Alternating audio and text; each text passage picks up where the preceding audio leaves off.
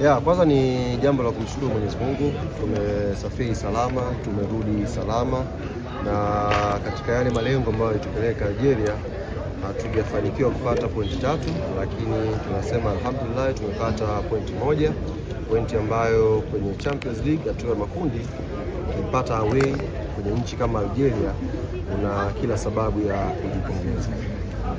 Mazingira ya mchezo yalikuwa magumu kutoka tunawasili siku ya mchezo mpaka tunaondoka. Mazingira yalikuwa magumu kwa sababu ya fakta mbalimbali. Kwanza hali ya hewa ilikuwa ni changamoto. Kutoka huku nyuzi joto 30, 31 na taifa ambalo nyuzi joto inakuja mpaka 3 mpaka 4. Kwa hiyo ilibidi wachezaji wa adapt kwa haraka. Kulikuwa na siku 2 tu za kuadapt hiyo hali ya hewa na kufanya mazoezi kwenda kwa mchezo.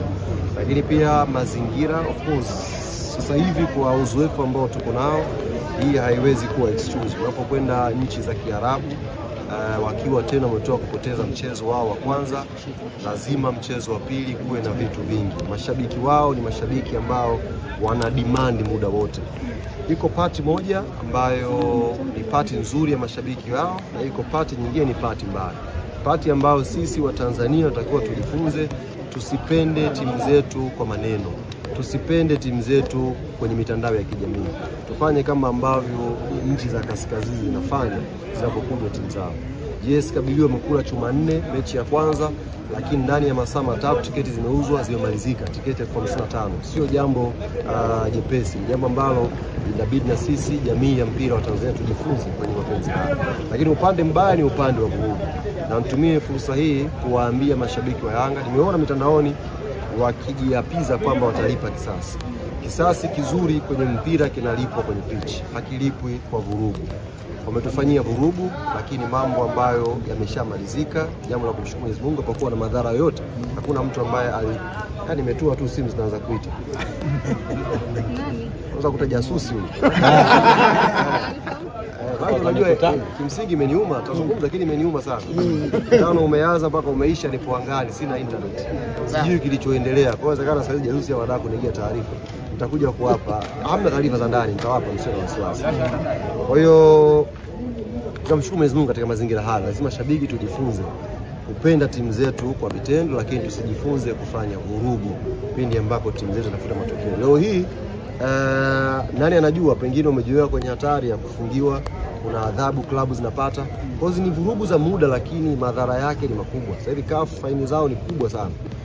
Kwa hiyo tujifunze, tumeumia lakini tujifunze kuwa wastaarabu, wavumilivu. Sisi kisasi tukakilipe kwenye pitch.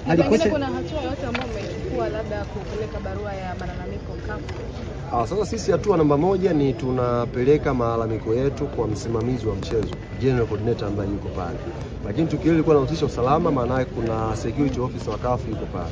Wao wawili plus match commissioner wametuhakikishia kwamba hilo jambo wameliona na wanalishughulikia. Kwa sisi complaint ya kwanza ni kuwasilisha kwa msimamizi wa mchezo ambaye ni general coordinator, na amesema alifanyia kazi. Hatuko hapa kuomba kwamba wafungiwe au wapigwe fine. Hayo ni mambo ya kanuni, CAF wanajua wenyewe.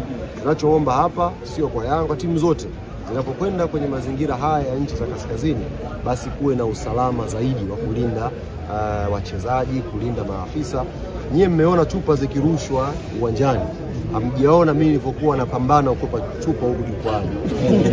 Wale wa Arabu ni kama wamemshuhudia Jack Chen akiwa karibu. Walikuwa wanatupa chupa. Unajua mimi sina kelele. Tupa chupa nilikuwa nazikwepa. Ushaona ile movie ya Karate Kid ile.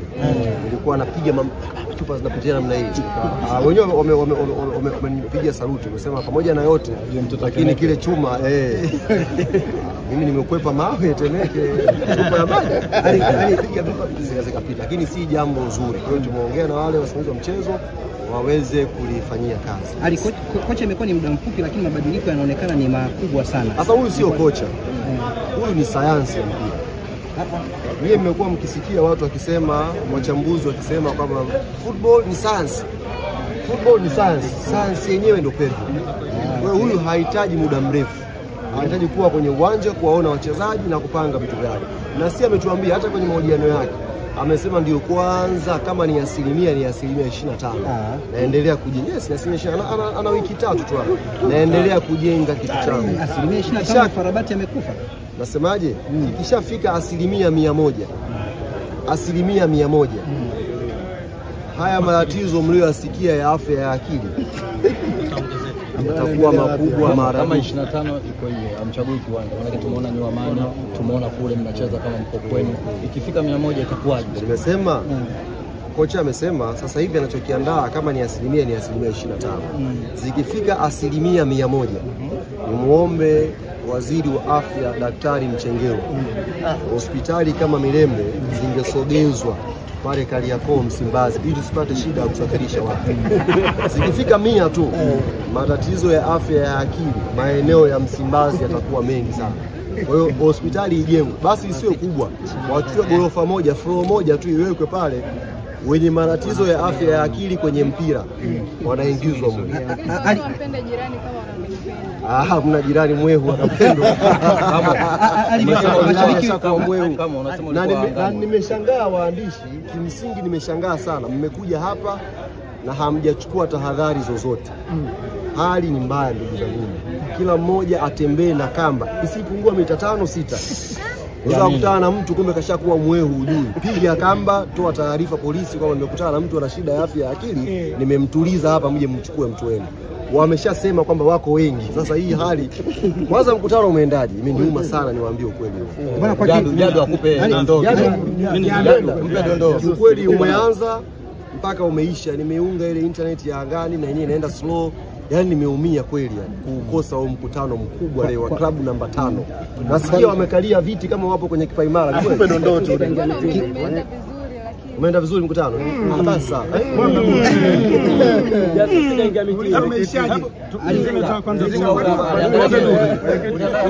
Imetondeka dua kwa ajili ya kumtorosha mwenyekiti. Wakaambiwa fumbeni macho. Basi fumbua tu. Mashabiki tumeona kitu alichokifanya kwa Djigui Diarra, na kuna andiko liliandika Instagram namna ambavyo alipambania timu.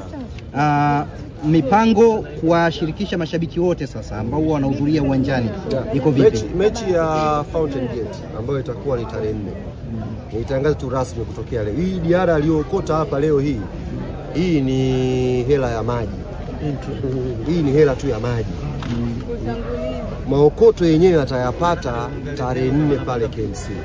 Kwa wanayanga wote, kama huko mkoani unataka kumuokotesha Diarra, utafute mwanayanga mwenzao kwa Dar es Salaam, mwambie nenda uwanjani, kibunda ndo hicho. Tutaingia pale siku hiyo na shangazi kaja. Ile kubwa ile. Sio vile vibegi tena. Sio kibegi. Shangazi kubwa ile tarehe ngapi itakuwa? Tarehe 4. Watu watajaza pale. Diarra sisi wenyewe jana mmemsikia pia rais wa Yanga. Sisi wenyewe hatujui kama tulisajili goalkeeper au tumechukua mwanachama mwenzetu wa Yanga. Pengine tulipozindua tawi Bamako Mali alienda kuchukua kadi. Maana yake half time Diarra kuna move moja ilitokea hapo kushana kama mnakumbuka golini pale. Alikutua alianguka vibaya. Angalia ile clip. Kwa hiyo enka ile ikaanza kuvimba. Kwa hiyo tunavurudi vyumbani, daktari baada ya kumcheki wakajiridhisha kwamba huyu bwana hawezi kuendelea. Sasa Msheri akatoka na goalkeeper kocha wa goalkeeper kwenda kufanya warm up kwa ajili ya kuendelea. Lakini Diarra akatulia pale ndani, machozi akiwa wanamtoka kwenye kile kiti chake. Akamwambia daktari, leteni hapa, wekeni dawa hizi kwa ajili kupunguza maumivu na uvimbe. Baada ya kuona kama dakika 10 hivi akashapata ganzi, akavaa socks, akapiga bandage za kutosha zile plaster, akavaa kiatu, akawaambia anaenda kufa kwa ajili ya klabu.